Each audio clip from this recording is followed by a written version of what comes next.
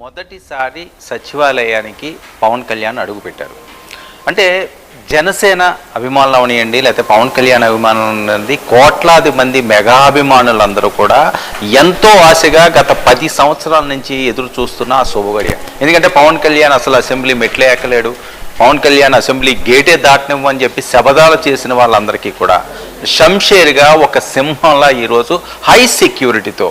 మరొక ముఖ్యమైన విషయం ఏంటంటే పవన్ కళ్యాణ్ ఈరోజు సచివాలయానికి వెళ్ళిన నేపథ్యం చూస్తే అదేమైనా ఒక పెద్ద సినిమా షూటింగ్ జరుగుతుందా, ఒక భారీ కాన్వాయిలతోటి ఊహించిన విధంగా. అంటే ఇప్పటి వరకు కూడా పవన్ కళ్యాణ్ని ఒక రియల్ హీరోగా చూసిన వాళ్ళందరికీ కూడా రియల్ హీరో ఎంట్రీ ఎలా ఉంటుందన్నది ఈరోజు సచివాలయంలోని ఆయన చూపించడం జరిగింది.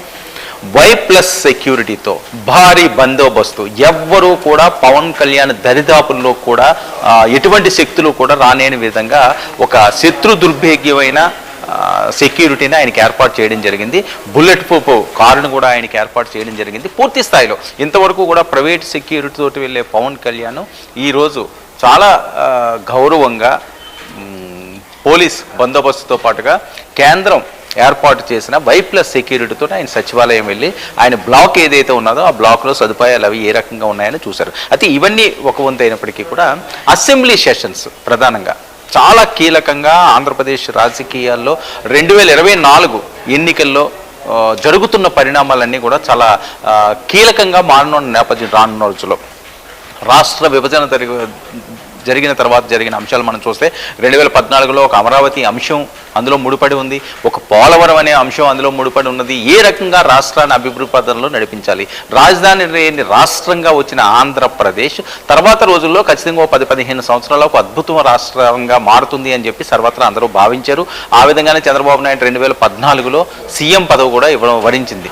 సో ఆ నేపథ్యంలో వాళ్ళు చేసిన 5 సంవత్సరాల పీరియడ్ ఏదైతే ఉన్నదో అందులో పూర్తి స్థాయిలో రాజధాని నిర్మాణం జరగలేదు, పూర్తి స్థాయిలో ఎటువంటి కంపెనీలు రాలేదు, ఆర్థిక పరంగా బలంగా నిలదొక్కుండే పరిస్థితి లేదు. ముఖ్యంగా అమరావతిలో క్యాపిటల్ ఏదైతే అనుకుంటున్నారో అక్కడ కూడా సరైన బిల్డింగ్లు కూడా నిర్మించుకోలేని పరిస్థితులు, అంటే ఆర్థిక పరంగా చాలా ఇబ్బందులు పడిన నేపథ్యం. ఆ తర్వాత 2019లో జగన్మోహన్ రెడ్డి గారు అధికారం చేపట్టిన తర్వాత 5 సంవత్సరాల్లో ఏదైతే వాళ్ళ 5 సంవత్సరాల పీరియడ్ ఉన్నదో ఆ టైంలో కూడా ఏమీ అభివృద్ధి జరగలేని పరిస్థితి అయితే మనకు స్పష్టంగా కనిపిస్తున్నది. అమరావతి ప్రాంతం కాదని చెప్పి ఆయన విశాఖను ఎగ్జిక్యూటివ్ క్యాపిటల్గా ఎన్నుకోవడం జరిగింది.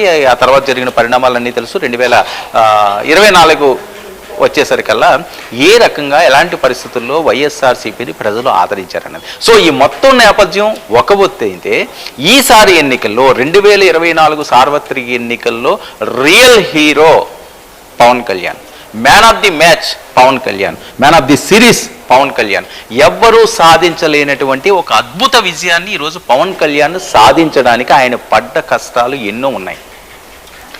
కౌలు రైతులకి తన సొంత డబ్బులతో షూటింగులు చేసుకుని తను సంపాదించిన దాంట్లోనే వాళ్ళకి కూడా కొంత సాయం చేసిన నేపథ్యం. చాలా అవమానాలు పడిన పరిస్థితి. విశాఖ నవ్వేటల దగ్గర నుంచి మన చరిత్ర చూసుకుంటే చాలా చాలా చాలా చాలా అవమానాలు పడ్డారు. ఆయనే కాదు వాళ్ళ కుటుంబ సభ్యులు కూడా రోడ్డును పెట్టిన నేపథ్యాన్ని మనం చూసాం. సో ఈ నేపథ్యంలో ఒక పక్క మెగా ఫ్యామిలీ ఏమనండి, ఒక పక్క పవన్ కళ్యాణ్ కుటుంబ సభ్యులు ఏమనండి, చాలా ఇబ్బంది పడ్డారు, ఇంటికే పరిమితం అయ్యారు. ఏం మాట్లాడితే ఎటు నుంచి ఎలాంటి మాటలు వస్తాయో వినాల్సి వస్తుందో, ఎలాంటి ట్రోల్స్ వినాల్సి వస్తుందో అని చెప్పి నలిగిపోయిన పవన్ కళ్యాణ్ ఇప్పుడు ఆ పరిస్థితి లేదు. ఉప ముఖ్యమంత్రి అసలు ఎవరు కూడా ఊహించలేదు జనసేన ఇంత అద్భుతమైన విజయాన్ని సాధిస్తుంది, ఎవరికి లేని స్ట్రైక్ రేటు 100 స్ట్రైక్ రేట్ తోటి సక్సెస్ సాధిస్తుంది. సో నెల రోజుల ముందు నెల రోజుల తర్వాత చూస్తే ఒక్కసారిగా మొత్తం మారిపోయిందా అనిపించే విధంగా ఈరోజు రాజకీయాలు ఆంధ్రప్రదేశ్లో ఉన్నాయి.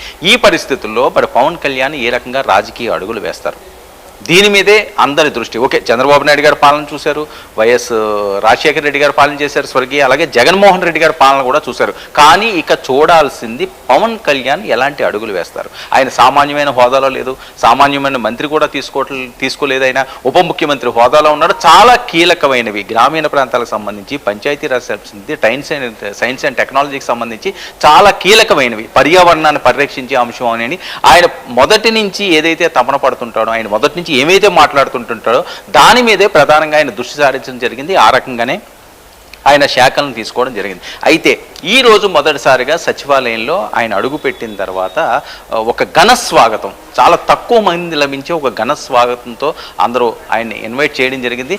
ఎందుకంటే ఒక రాజకీయ నాయకుడు ముఖ్యమంత్రి హోదాలో కానీ లేకపోతే ఉప ముఖ్యమంత్రి హోదాలో కానీ మంత్రుల హోదాలో వెళ్ళినప్పుడు అధికారుల వరకే హడావుడి ఉంటుంది. కానీ పవన్ కళ్యాణ్ వెళితే అధికారుల హడావుడి కంట జన సందోహం ఎక్కువగా ఉంటుంది. పవన్ కళ్యాణ్ చూడడానికి పరితపించే వాళ్ళు ఎక్కువగా ఉంటుంది. ఏదైనా ఒక శాఖ మంత్రి ఉన్నాడంటే ఆ శాఖకి సంబంధించిన వాళ్ళందరితో ఆయన గౌరవం దొరుకుతుంది. కానీ సచివాలయం అంతా కూడా పవన్ కళ్యాణ్ ఎప్పుడు వస్తారు అని చెప్పి వాకబుల్ చేసిన పరిస్థితి గత 2-3 రోజుల నుంచి. ఏంటి పవన్ కళ్యాణ్ గారు ఎప్పుడు వస్తారని అంటే ఆయన కీర్తి ఏ రకంగా ఉందో ఇంక వేరే చెప్పాల్సిన అవసరం, అది మాటలకు అందని విధంగా ఉంటుంది. సో ఇక్కడ నుంచి ఇంకా ఆయన డైరెక్ట్గా సచివాలయానికి రెగ్యులర్గా వస్తుంటారు, అక్కడ యాక్టివిటీస్లో పాల్గొంటుంటారు. ఆయన ఏ రకంగా తన ఆలోచన సరళికి పదును పెడతాడో, రాజకీయ పరంగా ఎలాంటి అడుగులు వేస్తారో, ఇవన్నీ కూడా ఒక అంశం. మరొక వైపు పవన్ కళ్యాణ్ గారి విషయంలో చాలామంది భయపడే అంశం ఏంటంటే ఆయనకి సెక్యూరిటీ పరంగా చాలా ఇబ్బందులు ఉన్నాయని చెప్పి గతం నుంచి వస్తున్న పెద్ద ఎత్తున జరుగుతున్న ప్రచారం. నవేటల్ హోటల్లో ఆయన బంధించినప్పుడు ఆయన సెక్యూరిటీ వాళ్ళు ఎవరిని కూడా సరౌండింగ్స్కి పంపించలేదు. చాలా ఇబ్బందికర పరిస్థితులు ఉన్నాయి. ఇప్పటం వెళ్ళినప్పుడు అదే పరిస్థితి నెలకొని ఉంది. పోలీసులు ఆయన అడుగడుగున అడ్డుకోవడం జరిగింది. అమరావతి రైతులు ఎవరైతే ఉన్నారో రాజధాని కోసం భూములు ఇచ్చిన రైతుల కోసం అండగా పవన్ కళ్యాణ్ వెళ్ళినప్పుడు అక్కడ ముళ్ళకంచెలు వేసి అడ్డు పెట్టిన నేపథ్యం ఉన్నది. సో ఆయన మీద కొన్ని అటాకులు కూడా జరిగాయని చెప్పి డైరెక్ట్గా ఆయనే మాట్లాడే పరిస్థితి. బ్లేడ్లతో నా మీద అటాక్ చేయడానికి చూశారని చెప్పి. అంటే పవన్ కళ్యాణ్కి ఎప్పుడు ఏం జరుగుతుందో అని చెప్పి ఒక ఆవేదన, ఒక ఆందోళన, ఒక భయం వాళ్ళ ఫ్యాన్స్లోని, మెగా ఫ్యాన్స్లోని ఖచ్చితంగా ఉంది. ఎందుకంటే పవన్ కళ్యాణ్కి ఫ్యాన్స్ కంట భక్తులు ఎక్కువ. వాళ్ళు మాట్లాడే అంశం ఏంటంటే భక్తులు వేరు, ఫ్యాన్స్ వేరు. కానీ మెగా ఫ్యామిలీకి ఉన్న వాళ్ళు చాలామంది, లక్షలాది మంది భక్తులు ఉన్నారు, వాళ్ళ అభిమానులు కాదు అని చెప్పి పదే మాట్లాడుతున్న పరిస్థితి. ఎందుకంటే పవన్ కళ్యాణ్ కోసం ఆ రకంగానే ప్రాణాలు ఇవ్వడానికి కూడా వెనకాడని పెద్ద ఎత్తున అండ ఉంది ఆయనకి, ఒక సేన ఉంది. సో ఆ సేన నేపథ్యంలో ఇప్పటి వరకు కూడా ఆయనకి అఫీషియల్గా ఎటువంటి సెక్యూరిటీ కూడా ప్రొవైడ్ చేయలేని పరిస్థితి. రాజకీయ పరంగా వైఎస్ఆర్సీపీ అధికారంలోకి వచ్చిన తర్వాత పవన్ కళ్యాణ్కి ఎందుకు సెక్యూరిటీ ఇస్తుంది? అంతకుముందు కూడా చంద్రబాబు నాయుడు గారు ఉన్నప్పుడు ఈయనంత యాక్టివ్గా పాలిటిక్స్లో లేరు కాబట్టి సెక్యూరిటీ ఇచ్చే పరిస్థితి లేదు. అంటే ప్రైవేట్ సెక్యూరిటీతోటే ఇంతకాలం గడిపారు. సో ఆ కాలానికి, ఆ గడిచిన కాలానికి అందరికీ కూడా ఫుల్ స్టాప్ పడిందని చెప్పొచ్చు. ఇప్పుడు అఫీషియల్గా ఆయనకి Y+ కేటగిరీని ఏర్పాటు చేయడం జరిగింది. ఇక పూర్తి స్థాయిలో భారీ బందోబస్తు మధ్య పవన్ కళ్యాణ్ అడుగులు పడపోతున్నాయి. సో ఈ అంశం ఎలా ఉంటే జగన్మోహన్ రెడ్డి గారు మాజీ ముఖ్యమంత్రి, ఇప్పుడు ప్రతిపక్ష హోదా లేనప్పటికీ కూడా ఎంతైనా ప్రతిపక్షం వాళ్ళే అవుతారు. వీళ్ళు ముగ్గురు కూడా పొత్తు పార్టీలో భాగస్వాములు అయ్యారు కాబట్టి, ప్రభుత్వంలో భాగస్వాములుగా బీజేపీ, జనసేన ఉన్నారు కాబట్టి ఖచ్చితంగా వైఎస్ఆర్సీపీ ఎన్ని సీట్లు వచ్చినా వాళ్ళే ప్రతిపక్షంలో ఉండే పరిస్థితి ఉంటుంది. అయితే ఇప్పుడున్న పరిస్థితుల్లో జగన్మోహన్ రెడ్డి గారికి ప్రాణహాని ఉంది అని చెప్పి వైఎస్ఆర్సీపీ శ్రేణిలో ఆందోళన వ్యక్తం చేస్తుంది. Y+ కేటగిరీ భద్రత పవన్ కళ్యాణ్ గారికి పెంచారన్న కొద్ది గంటల్లోనే జగన్మోహన్ రెడ్డి గారికి Z+ కేటగిరీ భద్రత ఇవ్వాలంటూ డిమాండ్ వస్తున్న నేపథ్యం రాజకీయంగా ఒక పెను సంచలనాలనే రేపింది అనుకోవచ్చు. ఎందుకంటే Z+ కేటగిరీది చంద్రబాబు నాయుడు గారికి గతంలో ఉన్న పరిస్థితులు, అలిపిల్లో ఆయన మీద నక్సల్స్ అటాక్, ఇవన్నీ కూడా చాలా అంశాలు ఉన్నాయి. ఆ అంశాల నేపథ్యంలో చంద్రబాబు నాయుడు గారికి ప్రభుత్వంలో గవర్నమెంట్ ఆయన కూడా, లేకపోతే ఆయన ముఖ్యమంత్రి స్థానంలో ఉన్నా, లేకపోతే ప్రతిపక్ష హోదాలో ఉన్నా, మాజీ మంత్రి హోదాలో ఉన్నా, ఆయనకైతే Z+ కేటగిరీ ఇవ్వడం జరుగుతుంది. అదే Z+ కేటగిరీ ఈరోజు జగన్మోహన్ రెడ్డికి ఇవ్వాలని చెప్పని వాళ్ళు ప్రధాన డిమాండ్. ఈ నేపథ్యంలో మరి కేంద్ర ప్రభుత్వం ఎలాంటి నిర్ణయం తీసుకుంటుందో, దీన్ని మళ్ళీ రాజకీయ రచ్చగా చేస్తున్న పరిస్థితి స్పష్టంగా కనిపిస్తుంది.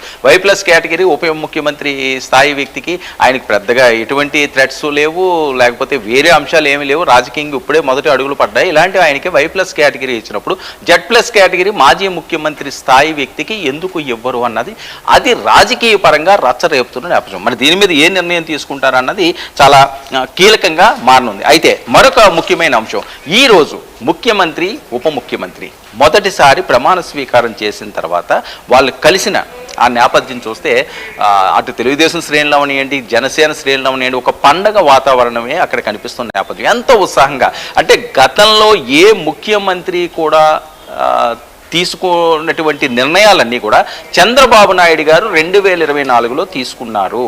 ఎందుకంటే ప్రతి ఫోటో ముఖ్యమంత్రి స్థాయి వ్యక్తికి చాలా క్యాబిన్లో అవనియండి, లేకపోతే వేరే ఏమన్నా వెల్ఫేర్ చేసినప్పుడు అవనియండి, రివాజుగా వాళ్ళ ఫోటో పెట్టుకోవడం అన్నది సర్వత్రా ఎప్పుడు జరుగుతున్న అంశం. కానీ ఈసారి ముఖ్యమంత్రి స్థాయి ఫోటో ఎక్కడ పెట్టాలన్నా దాని పక్కన పవన్ కళ్యాణ్ ఫోటో పెట్టాలి అని చెప్పి ఆయన ఆర్డర్స్ ఇవ్వడం అన్నది ఇంకా జన సైనికులు ఆనందాలు ఇంకా ఏ రకంగా ఉంటే వేరే చెప్పాల్సిన అవసరం. అయితే ఈయనే ముఖ్యమంత్రి అన్న స్థాయిలో చంద్రబాబు నాయుడు గారు కూడా అఫీషియల్గా అయినప్పటికీ కూడా ఈయన ప్రయారిటీ ఎక్కడా తగ్గించకుండా ఉప ముఖ్యమంత్రి స్థానం ఇవ్వడమే కాకుండా ఆయన పక్కన కూడా ఒక అద్భుతమైన స్థానాన్ని ఈయనకి ఇచ్చారు. అంటే ఈ పొత్తు చిరకాలం ఇలా నడాల్సిందే అని చెప్పి చంద్రబాబు నాయుడు గారు చెప్పకనే తను తీసుకున్న నిర్ణయాలు తెలుస్తున్నాయి. ఈ నేపథ్యంలో ఈరోజు సుమారు గంటన్నర సేపు చంద్రబాబు నాయుడు గారు, పవన్ కళ్యాణ్ గారు గంటన్నర సేపు సుదీర్ఘంగా చర్చించుకోవడం జరిగింది. దీనికి సంబంధించి 21వ తేదీన అసెంబ్లీ సమావేశాలు ఏర్పాటు చేయడం జరిగింది. కొన్ని కీలక బిల్లులు ఉన్నాయి. మొదటి సంతకం పెట్టిన చంద్రబాబు నాయుడు గారు వాళ్ళన్నింటినీ కూడా పాస్ చేయించుకోవాలి అసెంబ్లీలో. సో ఈ నేపథ్యంలో 21, 22 తేదీల్లోని అసెంబ్లీ సమావేశాలు నిర్వహించడానికి చూస్తున్నారు. అసెంబ్లీ సమావేశాల్లో ఏ రకంగా ముందుకు సాగాలి, సుదీర్ఘమైన చర్చ. మరొక వైపు ఎవరైతే ఆశావహులు ఉన్నారో, ఈరోజు ప్రభుత్వం ఏర్పాటు జరిగింది, 5 సంవత్సరాల నుంచి ప్రతిపక్షంలో ఉన్నారు.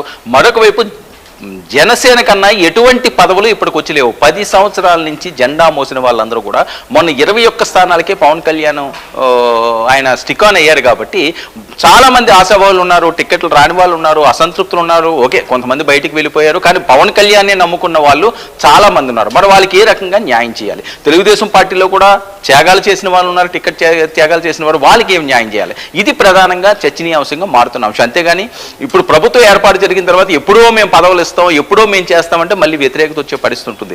వైఎస్ఆర్సీపీలోనూ జగన్మోహన్ రెడ్డి గారు గతంలో 2019 నుంచి 24 వరకు చేసిన చాలా తప్పుల్లో ఇదొకటి. కార్యకర్తలను పట్టించుకోకపోవడం, తన వెనకాతల కష్టపడిన వాళ్ళందరికీ కూడా పెద్దగా ఆదరణ లేకపోవడం పార్టీలో, ఇవన్నీ కూడా ఆయనకి వ్యతిరేకంగా మారినాయి. అంటే ప్రతిపక్షంలో ఉన్నప్పుడు ఒక రకమైన హామీలు ఇస్తుంటారు, అధికార పక్షంలోకి వచ్చినప్పుడు ఒక రకమైన హామీలు ఇస్తుంటారు.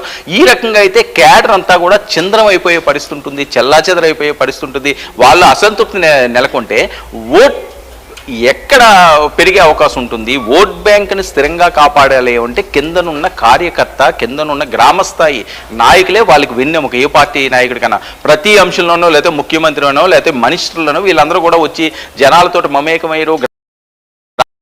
గ్రామాల్లో ప్రతిరోజు రెగ్యులర్గా వాళ్ళ యాక్టివిటీస్ ఉన్న ప్రతిపక్షంలో ఉన్నప్పుడు యాక్టివ్గా తిరుగుతారు. కానీ అధికారం వచ్చిన తర్వాత అలా తిరిగే పరిస్థితి ఉండదు. అక్కడికి ఒక ప్రాంతానికి పరిమితం, ఒక నియోజకవర్గానికి వాళ్ళు పరిమితమయ్యే పరిస్థితి ఉండదు, ఒక గ్రామానికి పరిమితమయ్యే పరిస్థితి ఉండదు. కాబట్టి వాళ్ళకి ఇవి కాకుండా చాలావి యాక్టివిటీస్ చేయాల్సిన అవసరం ఉంటుంది. కాబట్టి వాళ్ళు ఈ రకంగా పూర్తి స్థాయిలో గ్రౌండ్ వర్క్ చేయలేని పరిస్థితి. సో గ్రౌండ్ వర్క్ ఎవరు చేయాలి? ముఖ్యమంత్రి స్థాయి వ్యక్తి చేసే పరిస్థితి ఉండదు. కాబట్టి గ్రామాల్లో ఉన్నవాళ్ళు, లేకపోతే ఆ మండల కార్యాలయంలో ఉన్నవాళ్ళు, సామాన్య కార్యకర్తలు, పార్టీని నమ్ముకుని ఉన్నవాళ్ళు, జెండా మోసిన వాళ్ళు, వాళ్ళకి హై ప్రయారిటీ ఇవ్వాల్సిన అవసరం ఉంది. ఎప్పుడైతే పునాదులు బలంగా ఉంటాయో బిల్డింగ్ అంత స్ట్రాంగ్గా ఉంటుంది. ఇది జగమెరిగిన సత్యం. సో పార్టీలు కూడా అంతే. గ్రౌండ్ లెవెల్లో ఉన్న కార్యకర్తలు బలంగా ఉంటేనే పార్టీ పునాదులు కూడా మాదిరిగానే గట్టిగా ఉంటుంది, చిరస్థాయిగా ఆ పార్టీ స్టాండర్డ్గా ఉంటుంది. ఆ స్టాండర్డ్స్కి ఓడిపోయిన పునాదులు అటు ఇటు ఉన్న పేక మేడల కుప్ప కూలిపోయే పరిస్థితి ఉంటుంది. ఆ పరిస్థితి రాకూడదు. 2019 నుంచి 2024 వరకు వైఎస్ఆర్సీపీలో అదే జరిగింది. కార్యకర్తలను కూడా అసంతృప్తితో ఉన్నారు, నాయకులందరూ కూడా ఆవేదనతో ఉన్నారు. అవంతా కూడా ఈ ఎలక్షన్లో వాళ్ళు యాక్టివ్గా పనిచేయకపోవడం వల్లే ఇంత దారుణమైన ఓటమి 2024లో జగన్మోహన్ రెడ్డి చూడాల్సిన అవసరం ఉంది. మరి 2029కి ఇప్పటి నుంచి కూడా చాలా బలంగా పార్టీని నిలబెట్టాల్సిన అవసరం ఉంది. నిలబెట్టాలి అంటే ఒక పక్క జనసేన క్యాడర్ని కాపాడుకోవాల్సిన అవసరం ఉంది, ఒక పక్క తెలుగుదేశం క్యాడర్ని కాపాడుకోవాల్సిన అవసరం ఉంది. పొత్తు పార్టీలో భాగంగా ఉన్న నామినేటెడ్ పదవులు చాలా తక్కువ ఉంటే అందులోనే ఎవరికి కష్టం రాకుండా, ఎవరికి అసంతృప్తులు లేకుండా పూర్తి స్థాయిలో బుజ్జగించి ఒక సమపాలలో పాలన సాగించాల్సిన అవసరం ఉంది. ఈ పాలన సాగించడంలో చంద్రబాబు నాయుడు గారు దిట్ట, అందులో ఎవరికి ఎటువంటి అనుమానం లేదు. అయితే పవన్ కళ్యాణ్ పరిస్థితి ఏంటి? పవన్ కళ్యాణ్కు రాజకీయ అడుగులు ఎప్పుడో మొదలైనా సరే అసలు మెట్టి ఇప్పుడే మొదలుపెట్టాడు. అధికారం అనే మెట్టిని ఇప్పుడే చూస్తున్నాడు. అధికారం అనే కుర్చీలో మొదటిసారి ఆయన కూర్చుంటున్నాడు. సో ఈయన తీసుకునే నిర్ణయాలు ఏ రకంగా ఉంటాయి? ఒకవేళ చంద్రబాబు నాయుడు గారు తీసుకున్న నిర్ణయాలు, ఈయన తీసుకున్న నిర్ణయాలు కూడా ఒకటే కావాలి అన్నది. ఇక్కడ ఏంటంటే ఎటువంటి డిస్టర్బెన్స్ కూడా ఉన్నా సరే చాలా ఇబ్బందికర పరిస్థితులు ఏర్పడతాయి. కాబట్టి చాలా ఆచితూచి అడుగులు వేస్తున్నారు. ప్రతి విషయంలోనూ కూడా చంద్రబాబు నాయుడు గారు తీసుకున్న ప్రతి విషయాన్ని కూడా పవన్ కళ్యాణ్తో చర్చించి పూర్తి స్థాయిలో ఇద్దరి సమ్మతితో ప్రతిదీ కూడా ఆమోదయోగ్యమయ్యే విధంగా జనాల్లోకి తీసుకువెళ్ళడం జరుగుతుంది. మేనిఫెస్టో చూసాం. అందులో మేనిఫెస్టోలో పవన్ కళ్యాణ్ గారు ఇచ్చిన సూచనలు, సలహాలు కూడా చంద్రబాబు నాయుడు గారు తీసుకోవడం జరిగింది. అదే మేనిఫెస్టో మాదిరిగానే ఇప్పుడు తీసుకునే నిర్ణయాల్లో కూడా ఎటువంటి డిస్టర్బెన్స్ కూడా అటు కేడర్లోని, లేకపోతే పార్టీ కార్యకర్తల్లోని, నేతల్లోని, లేకపోతే వీళ్ళిద్దరి మధ్యన కూడా ఎటువంటి గ్యాప్ రాకుండా ఉండే విధంగా 2029 కాదు, 2034 కాదు, 2039 కాదు, అంటే సుదీర్ఘకాలంగా ఈ పొత్తు నడిస్తే వైఎస్ఆర్సీపీకి అవకాశం ఉండదు. మనం ఏ మాత్రం అజాగ్రత్తగానే అడుగు వేసామో, ఒక్క తప్పటడుగు వేసినా దాని శిక్ష చాలా ఎక్కువగా ఉంటుంది. ఇది వాళ్ళు ఆలోచించింది. గంటన్నర సేపు ఈరోజు వీరు మాట్లాడిన అంశం ఏంటంటే మొదటి మీటింగ్ కాబట్టి చాలా అంశాలు, అంటే స్టార్టింగ్లోనే ఎప్పుడైనా సరే మనం ఒక మ్యాచ్ చూసుకోండి లేకపోతే వేరే అంశాలు చూసుకోండి, ఫర్ ఎగ్జాంపుల్ కోట్లాది మంది ఆరాధ్య దైవంగా ఉన్న క్రికెట్ మ్యాచ్ ఓపెనింగ్ కానీ గట్టిగా ఉంటే, ఓపెనింగ్ కానీ ఒక మంచి పరుగులు కానీ ఇస్తే, ఓపెనింగ్ కానీ ఒక అద్భుతంగా ఆ స్టాండర్డ్గా వాళ్ళు ఉంటే మిగతా వాళ్ళందరికీ చాలా ఈజీ అయిపోతుంటుంది.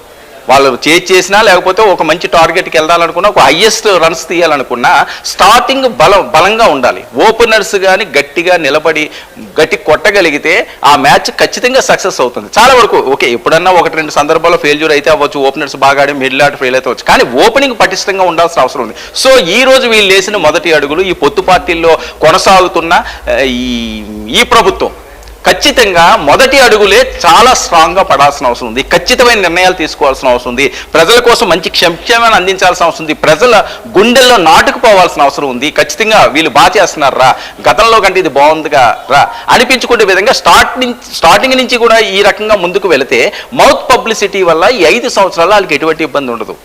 ఎందుకంటే జగన్మోహన్ రెడ్డి గారు మొదటి నుంచి కూడా ఆయన అధికారం చేపట్టిన తర్వాత ఒక్కసారిగా గతం మనం చూసుకుంటూలా ఉంటే పూర్తి స్థాయిలో మొదటి అడుగు నుంచి ఆయనకి వ్యతిరేకత, అది ప్రతిపక్షంలో ఉన్న వాళ్ళని ఏ రకంగా అణగదొక్కాలి లేకపోతే ఏ రకంగా కోల్చాలి వాళ్ళు అనుకున్నవన్నీ కూడా, ఇలాంటి అన్నీ కూడా మొదటి నుంచి ఆయనకి నెగిటివ్ తెచ్చుకుంటూనే ఉన్నాడు. అది ఏంటైంది, ఈరోజు ఒక ఉప్పెనల పూర్తి స్థాయిలో ఒక సుడిగాలి చుట్టినట్టుగా పార్టీని చుట్టుపడేసింది. 11 సీట్లు 151 సీట్లు గెలిచిన వాళ్ళు 11 సీట్లకు పరిమితం అయ్యారంటే ఎంత వ్యతిరేకత ఉండాలి. అంటే ప్రతి గ్రామంలోని, ప్రతి మండలంలోని, ప్రతి ఊర్లోని, ప్రతి మనిషిలోని కూడా ఆ వ్యతిరేకత కనిపించింది. లేకపోతే ఎంత దారుణమైన ఓటమి రాదు. సో ఇలాంటివన్నీ కూడా ఒక పాఠాలుగా గుణపాఠాలుగా నేర్చుకుంటూ పొత్తు పార్టీల్లో ఈ రోజు ప్రభుత్వాన్ని ఏర్పాటు చేసి ముందుకు సాగుతున్న జనసేన, తెలుగుదేశం పార్టీ ఆ ఛాన్స్ ఇవ్వకుండా వచ్చే ఎన్నికల వరకు 2029 చాలా టైం ఉంది, 5 సంవత్సరాలు ఉంది. 5 సంవత్సరాల టైం ఉంది కదా, సరే తర్వాత చూసుకుందాం, 4 సంవత్సరాలు పోయాక మనం మొదలు పెడదామంటే 4 సంవత్సరాల్లో పూర్తి స్థాయిలో పార్టీ మనుగడ,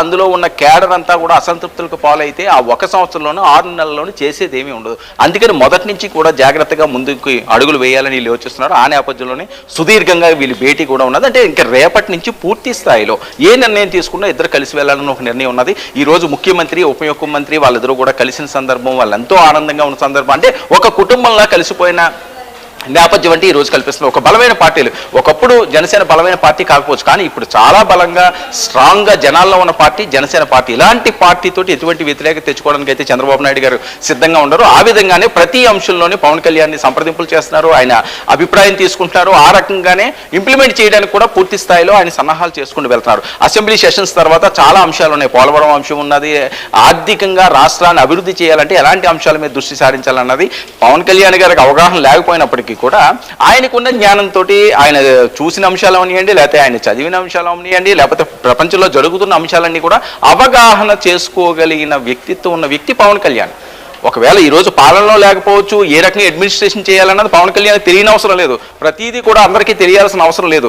ప్రపంచాన్ని చూసో లేదా మన పక్క వాళ్ళని చూసో ఏది మంచి ఏది చెడ్డ అని చెప్పి ఆలోచించే శక్తి అయితే పవన్ కళ్యాణ్కి చాలా ఎక్కువ ఉంది. కాబట్టి ఖచ్చితంగా ఆ విధంగానే ఆయన ఆలోచనలు ఇస్తారు, ఆయన సూచనలు చేస్తారు. పవన్ కళ్యాణ్ గారికి శక్తి ఖచ్చితంగా ఆ రకంగా అడుగులు వేయడానికి అయితే దానికి పూర్తి స్థాయిలో 100కి 100% ఆయన సక్సెస్ఫుల్గా ముందుకు సాగుతారు. సో అడ్మినిస్ట్రేషన్లో చంద్రబాబు నాయుడు గారి స్టైల్ వేరే చెప్పాల్సిన అవసరం లేదు.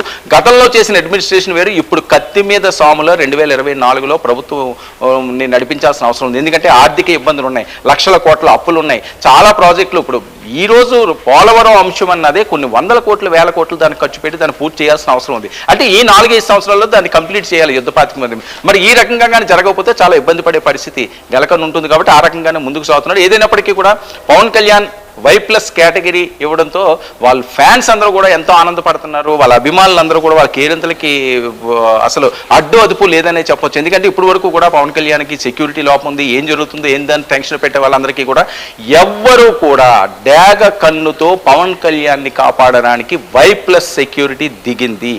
అది దాటుకుండి ఎవరో కూడా ఆయన టచ్ చేసే పరిస్థితి ఉండదు. సేఫ్గా పవన్ కళ్యాణ్ ఉన్నారు. సో మరి ఈ నేపథ్యంలో ప్రతిపక్షంలో హోదాలో ఉన్న, మాజీ ముఖ్యమంత్రి హోదాలో ఉన్న మరి జగన్మోహన్ రెడ్డి గారు Z+ కేటగిరీ అని చెప్పి మరొక వాయిస్ని రైజ్ చేస్తున్నారు. మరి అది సాధ్యం అవుతుందా ఆపదా? మరి రేపు అసెంబ్లీ సమావేశాల నుంచి ఆంధ్రప్రదేశ్లో రాజకీయ సమరం ఏ రకంగా ఉండబోతున్నది చాలా ఆసక్తికరంగా చూడబోతున్నాం. Right Varma, thank you.